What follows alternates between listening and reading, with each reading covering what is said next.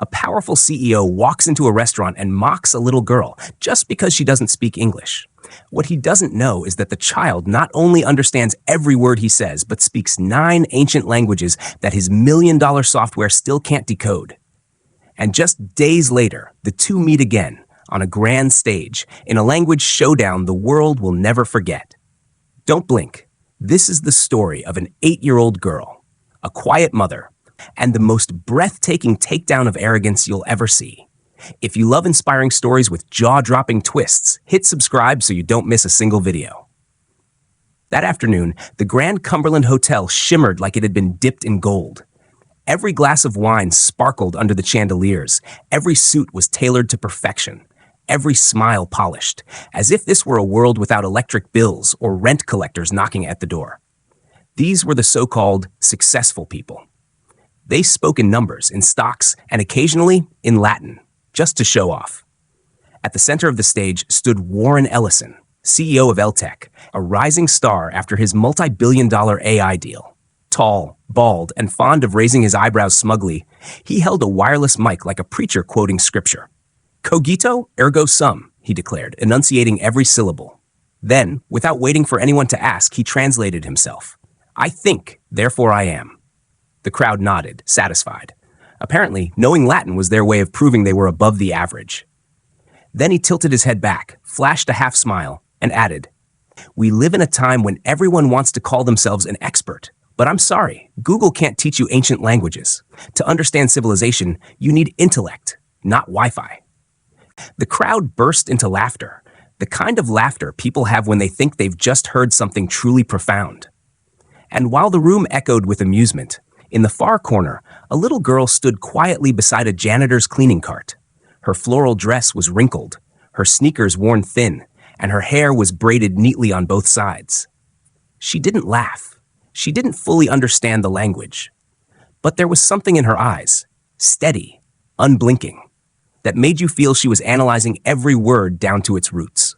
No one noticed her, just as people rarely notice the wind. And no one knew that in just a few minutes, that same little girl would bring the entire room and the smug CEO at the center of it to a stunned, breathless halt, with nothing more than a flawless translation and a few astonishingly simple words. The side door of the auditorium eased open quietly, unnoticed. A woman in a beige uniform stepped inside, still wearing thin rubber gloves, a bead of sweat trailing down her temple. She was part of the hotel's cleaning staff and technically not allowed in the premium area during keynote hours. But today was a last-minute shift and her babysitter had canceled. She had no choice but to bring her daughter along. Beside her stood a small girl, maybe 8 years old. Petite and wiry, her warm brown skin glowed softly under the amber lights. She wore a faded floral dress and clutched a thick book wrapped in old newspaper. Her round eyes were wide and alert, her hair braided neatly into 2 puffy plaits. I'm just going to clean this corner, okay? Stay right here, the mother whispered. The girl nodded, eyes locked on the stage. From her spot against the wall, she watched the CEO intently. Unmoving, lips pressed tight, her entire posture still. There was something unusual about her gaze. It wasn't the curiosity of a child. It was something focused, almost solemn. Mr. Warren Ellison was in the middle of quoting a line in German from the poet Goethe. The audience laughed when he mispronounced a word, but no one corrected him. Ich denke, also bin ich. Oder wie auch immer, he muttered, then smirked. Honestly, who even speaks this language anymore? That's when a small sound cut through the air, faint, like wind slipping through a crack in the door. Es ist nicht ich denke, sondern ich bin, Herr Ellison. It's not I think, but I am, Mr. Ellison. The voice was so soft, it could have been a trick of the mind. A few heads turned, unsure who had spoken. A bespectacled reporter furrowed his brow, ears straining. The little girl was still standing there, book in hand, eyes wide, unblinking. Her mother spun around, alarmed. Ellie-May, what did you just say? Nothing, Mama, the girl whispered. But the corner of her mouth curled, a smile that hinted she knew more than she let on. No one in the ballroom noticed the name, Ellie-May, or the child standing quietly on the edge of their champagne-soaked, designer-suited world. But like a fine crack in glass, her silken words had already begun to ripple, a movement too subtle to see, until everything shattered. At first, No one thought much of it. A child mumbling something in the corner, probably just echoing her mother. But in a room full of people who prided themselves on intellectual elitism, a perfectly pronounced German sentence coming from a little girl of color in a faded dress, it landed like an ink blot on a white tablecloth. The bespectacled reporter, the one who had frowned earlier, began to quietly make his way to the back of the room. He covered education policy and had lived in Berlin for 2 years. What the girl had said wasn't just grammatically correct, it subtly corrected Mr. Warren's interpretation of the quote. And she did it with a nuance even native German speakers might struggle to pull off. He stopped a few steps from her and spoke gently. "Did you just speak German?" The girl looked up. Her eyes were as clear as a spring-fed lake. "Yes, sir, but I'm not sure if I used the context correctly." "Where did you learn that?" "Nowhere. I just listened and learned. My mom plays German documentaries while she works. I liked them, so I took notes." Then she shyly held out her notebook, the one wrapped in newspaper. Every page was filled edge to edge with neat pencil handwriting, German, French, Latin symbols, and even Russian. The reporter nearly forgot to breathe. This wasn't just a child. This was something like the early bloom of genius. Up on stage, Mr. Warren had just finished his speech with a smug little quip. In the end, knowledge isn't for everyone. Sometimes you just have to leave the stragglers behind. The reporter seized the moment. He raised his hand to speak, then turned to the girl. "Would you mind repeating what you said earlier?" The whole auditorium turned. The girl stood close to her mother, clutching her notebook. Her mom shook her head quickly. "I'm sorry. She's just a child. Please don't." But the girl stepped forward, her eyes still bright, though her voice trembled slightly. "Mr. Ellison, I think you're mistaken. Goethe didn't say, 'I think, therefore I am.' He said, 'I am.' Simple. No proof needed." The room fell completely silent. No one moved. Even Mr. Warren, who was known for never shutting up, stood frozen like a wax figure not yet warmed. The girl placed her hands together and bowed slightly. "I'm sorry if I caused any trouble." No one spoke. But then a sound broke the stillness, soft like the flap of a bird's wings. Applause? One person, then 2, then 10. Gentle but unshakable, and no one in the room knew that first quiet clap would be the spark that set off a media firestorm just hours later. Mr. Warren Ellison stood still for a moment, as if someone had tapped him on the back while he was dreaming of giving a speech before the Nobel Committee. His eyes locked onto the little girl, studying her like a complex physics anomaly, or worse, a joke that had just cost him his pride. The entire room waited. The air was stretched tight like a violin string. Then he smiled. The kind of smile that was both polite and dangerous. "Young lady," he said, "what's your name?" "Ellie-May, sir," the girl answered softly. "Ellie-May," he repeated, tasting each syllable. "So you like languages?" She nodded. "Well then, let me ask you something. If your German is that good, can you translate this?" He gestured, and his assistant quickly brought up a long passage on the screen, dense with compound words and nested clauses in archaic German. The crowd murmured. It was clear this wasn't a question. It was a challenge, maybe even a counterattack. A few people grimaced. Some began raising their phones to record. The girl's mother reached for her hand. "Sweetie, there's no need." But Ellie-May gently slipped her hand free. She looked up at the screen, her eyes darting swiftly over each line. Just a few seconds later, she looked up and asked clearly, "Would you like me to translate this into modern English or using classical structure?" The entire room went silent. Mr. Warren paused, then smiled thinly. "Your choice, however you understand it." Ellie-May began to speak. Her voice wasn't loud, but each word rang out clearly, like someone gently tapping the surface of still water. She didn't just translate the passage accurately. She unpacked its meaning clause by clause, referencing the Latin roots woven into the syntax. Mouths fell open.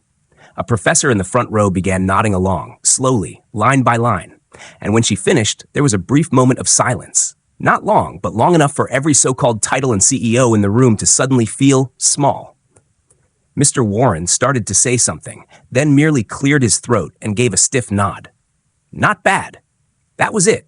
No compliment. No thank you." Just 3 clipped words, the period at the end of a loss grown-ups never want to admit. The little girl bowed slightly, still clutching her notebook, and stepped back to her mother's side, quiet as when she arrived. But the echo of her translation was far from quiet. Phones had been recording, fingers were already typing, and the internet was waiting for something extraordinary to set it ablaze. The video was recorded on a phone, shaky at the start, but clear enough to see. An 8-year-old girl in a worn fabric dress, clutching a notebook, fluently translating a passage of Old German. Opposite her stood Warren Ellison, one of the most powerful CEOs in America, silent as if just dethroned. Just hours later, the clip exploded across TikTok, YouTube Shorts, Twitter, and Reddit. At exactly 6 p.m., the hashtag Ellie-May began trending. An hour later, CEO Challenge appeared, with people rushing to translate the German passage from the video, most failing miserably. On TV, language experts were invited to weigh in. Is this a natural-born genius, or a child trained from an early age in a special environment? A professor from the University of Chicago stated bluntly, "Her skill is no accident. This is evidence of a systematic, long-term, deep exposure with guidance." People started digging into the identity of the girl's mother, the quiet woman in the background of the video, wearing a cleaning company uniform. They traced her to a rental address in Queens, searched employee records, but information was scarce. Until a freelance journalist named Camille uncovered an article from 2007. It was an interview in the linguistic science magazine Lexis. The accompanying photo showed a young woman, bright-eyed, with black hair falling over her shoulders, writing on a board of international phonetic symbols. Under the photo was the headline, "Miranda E. Lang, the woman who hears language before it's spoken." The article praised Miranda as a phenomenon in the field of linguistics. She had discovered sound change patterns in 5 unwritten African languages, authored books on second language teaching models for toddlers, and was once invited to be a language advisor for UNESCO. Then, she vanished. Since 2011, Miranda had disappeared. No research papers, no interviews, no conference appearances. Only rumors that she had left the field due to a personal shock. Comparing the magazine photo with the woman in the Ellie-May video, Camille was stunned. Though older, thinner, and more plain, the eyes were the same, sharp yet weary. The eyes of someone who had learned more than one should ever need to know. Camille wrote only a brief line on her personal blog. Genius doesn't just sprout on its own. Sometimes it's hiding behind a uniform, avoiding the spotlight, where a mother who was once at the pinnacle of academia now chooses to teach her daughter in a way the world will never understand. The story began to take a different turn. Now people didn't just ask, "Who is Ellie-May?" They whispered another question. What did that mother leave behind? Miranda Lang, once hailed as a beacon in the field of linguistics, vanished from the spotlight so suddenly that it stunned many. No one knew the exact reason, but there were rumors few dared to mention. From a promising researcher, Miranda abandoned everything: her career, her reputation, and even major unfinished projects. Instead, she chose a simple life in a small apartment in Queens, working as a cleaner to make ends meet and focusing on raising her daughter, Ellie-May. People say there was a deeper reason for her departure, a secret known only to insiders. In her final years at university, Miranda discovered an unsettling truth. Some of the linguistic research she had contributed to was being exploited for mind control and social manipulation by powerful organizations operating in the shadows. The sense of betrayal and the pain of realizing her passionate work could be turned into a dangerous tool drove her to completely withdraw. Miranda didn't want her name associated with such dark consequences. She chose to leave everything behind, even those close to her, to live in seclusion. Her daughter Ellie-May became her sole anchor, her hope for a future that wouldn't be stolen. In those early days in the rented neighborhood, Miranda taught Ellie-May the languages she once studied, in the simplest way possible, through stories, documentaries, and above all, endless patience. She wanted her daughter not only to be smart, but to have freedom in language and thought. Miranda knew the world wouldn't forgive Ellie-May's brilliance if they knew her past. She feared the media wouldn't leave her child alone, would turn Ellie into a commodity to exploit. That's why she kept her daughter's education secret and chose to work as a cleaner to avoid being discovered. But now, as the video goes viral everywhere, Miranda faces a difficult crossroads: to remain hidden or to confront the truth, protect her daughter, and help the world understand that talent doesn't always come from conventional environments. Deep inside, she carries her greatest fear. Can little Ellie-May handle the pressure of the spotlight? Will the praise, the questions, or even the doubts shatter that pure soul? She looks at her daughter peacefully sleeping in the small bed, the streetlight casting faint streaks of light across her face. Miranda tells herself that no matter what happens, she will always be Ellie-May's protector, even if it means sacrificing the whole world. And perhaps, right now, this story isn't just about a child prodigy. It's about a strong mother, willing to give up glory to keep her daughter free and safe. News about Ellie-May and her impressive German translation quickly spread beyond the borders of the United States. Among the thousands intrigued was a special figure, Harrison Vale, founder of the Vale Genius Scholarship Foundation, an organization renowned for discovering and supporting the world's most exceptional young talents. Harrison was not easily impressed. Over more than 30 years working with gifted youth, he had encountered many prodigies, but also witnessed numerous cases of failure due to pressure, unrealistic expectations, or unsuitable environments. Because of this, he was always cautious before deciding to invest or offer support. When Ellie-May's video was sent to the foundation's office, Harrison watched it repeatedly, paying close attention to every word she spoke, every expression, and her calm confidence during the challenge with the CEO. He noticed something rare, not just linguistic ability, but also a composure and self-assurance beyond her years. "This girl isn't a passing phenomenon," he told his assistant. "She has the potential to become a true genius if given the right support."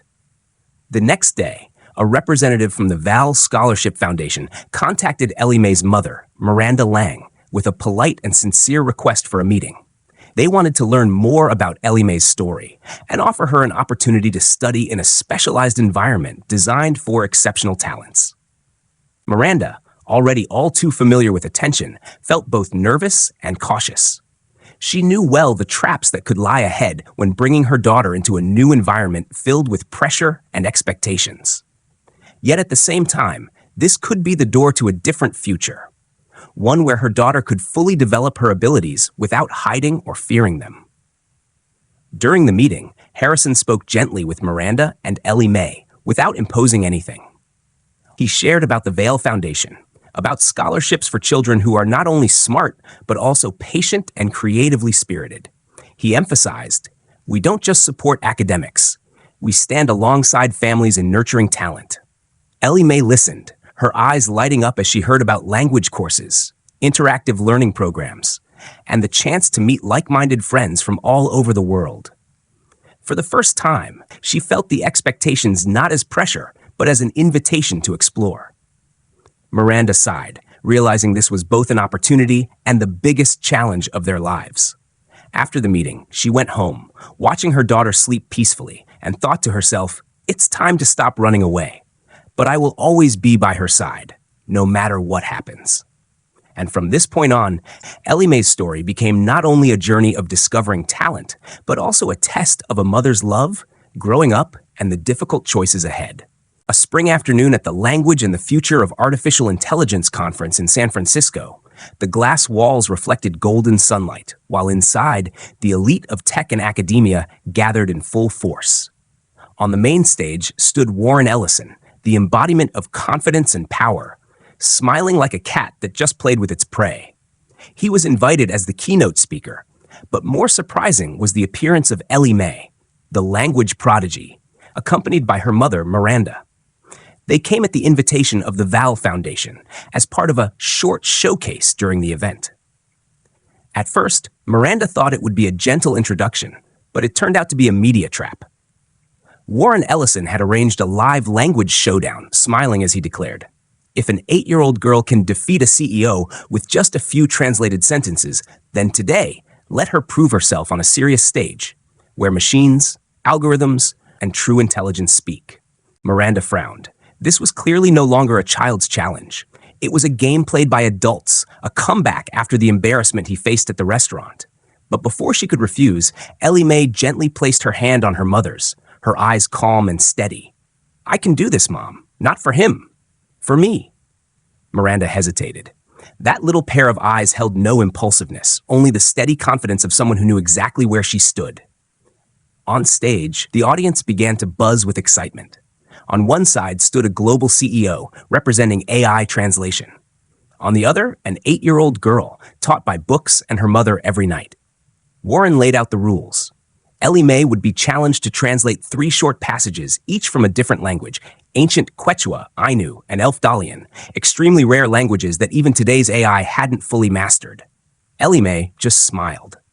She sat down without any flashy performance or special effects, just a sheet of paper and a pencil. As the first recording played, the room fell so silent you could hear the ticking of a clock. The ancient Quechua sounded like a broken song. Ellie listened several times, then began to write, translating phrase by phrase, annotating intonation, and pointing out phonetic origins. The audience started whispering. Warren raised an eyebrow. Not only did she translate, but Ellie also explained the sentence structure, then looked up at Warren.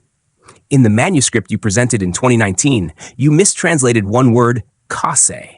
It's not just to live, but to exist with meaning. A moment of silence. Then laughter erupted from the crowd. The first strike had been delivered, and Ellie was only getting started. The entire room seemed to hold its breath after that first counterstrike.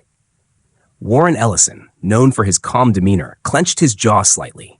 He leaned back in his chair and signaled the organizers to play the second recording, this time in Ainu, an almost extinct language from Hokkaido, Japan. The sound echoed, strange and slow, like a gentle melody from the ancient forest. The adults in the audience furrowed their brows, while Ellie-May tilted her head, listening intently, tapping her foot lightly as if swaying to the rhythm. Then she wrote, line by line. Not only did she translate the meaning, the wind carries the ancestors' words through every crack in the tree bark, but she also annotated the use of pronouns, sound shifts, and the deep cultural significance. In Ainu, the word kamui is not just God, but also a respectful term for the spirits of nature. Common translations often miss this nuance, but here, it's the key point. Warren leaned forward slightly, no longer smiling. The audience began to clap softly at first, then grew louder. But he wasn't ready to concede. The final challenge was a passage in Elf-Dalian, a form of Old Norse once spoken only in a remote valley in Sweden. As the recording played, discomfort spread through the crowd because even Warren's corporation's AI translation software had struggled with this language. The passage was complex, with inverted sentence structures and syllables blending archaic and regional colloquialisms. Ellie furrowed her brow for a few seconds. Warren gave a slight smile, thinking he had cornered the girl. But then Ellie looked up, turning to the audience. This passage tells the story of a boy searching for his father deep in the forest. But especially, the last sentence is structured like a lullaby. I'll sing it back in the original melody. She sang in a language that over 99% of the audience had never heard, but no one could mistake the meaning. Her voice was clear, full of emotion, and perfectly in classical rhythm. The room fell completely silent, not because she won with words, but because she won with the soul of the language. That's something AI and big data still can't replicate. Warren froze. In the front row, an elderly woman slowly stood up, eyes glistening with tears. It was Emerita Professor Greta Nystrom, one of the 3 scholars in the world who had lived with the Elf-Dalian-speaking tribe. She placed a hand over her heart and whispered, "The girl doesn't just understand, she feels it." That was the moment every camera lens turned toward Ellie-May, and every spotlight began to shift away from Warren. 2 days after the language showdown, the video of Ellie-May's performance went viral across platforms. On YouTube, it surpassed 10 million views overnight. Headlines blazed everywhere. 8-year-old girl stuns language CEO. AI can translate, but this girl makes us understand. Language is not a power game, it's the soul of humanity. Warren Ellison appeared at the subsequent press conference with a rigid expression. The arrogant smiles that once defined his face had vanished. International media began to question, is someone who doesn't understand living language, only trusts data, fit to lead an educational tech giant? Inside the boardroom, whispers turned into action. 8 key members sent a letter demanding Warren step aside temporarily to investigate the PR missteps and the incident damaging the reputation involving a child prodigy. Warren knew he had lost. Not because Ellie-May exposed him, but because he had underestimated what should never be underestimated, a child's self-respect, and a mother who deeply understands the value of language. A week later, at a small ceremony in the city library, the Vail Foundation held an honorary scholarship award. But Ellie-May didn't take the stage. She sat quietly beside her mother, hands clasped together. It was Miranda who stepped up to the podium. "I'm not here to speak for my daughter, but I want to say this. As a mother, and as a linguist who left a high position out of disappointment with academia, language isn't about showing power. It's not about judging who's smarter. Every word, every breath, every tone is the result of history, of our ancestors' memories. And sometimes, a quiet child is the one who hears those voices clearer than the adult world ever can." No one applauded immediately. There was something deeper. Like everyone in the room suddenly realized they'd forgotten something important. At the end of the event, Miranda was invited back to the field, offered the role of language advisory director for a new international program. She declined. "I want to be with my daughter, and I want to teach, not to create winners, but to create listeners."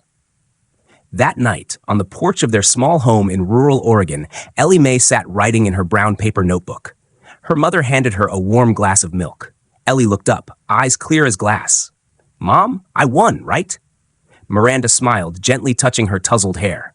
"You don't need to win, Ellie. You just need to stand up." And you did.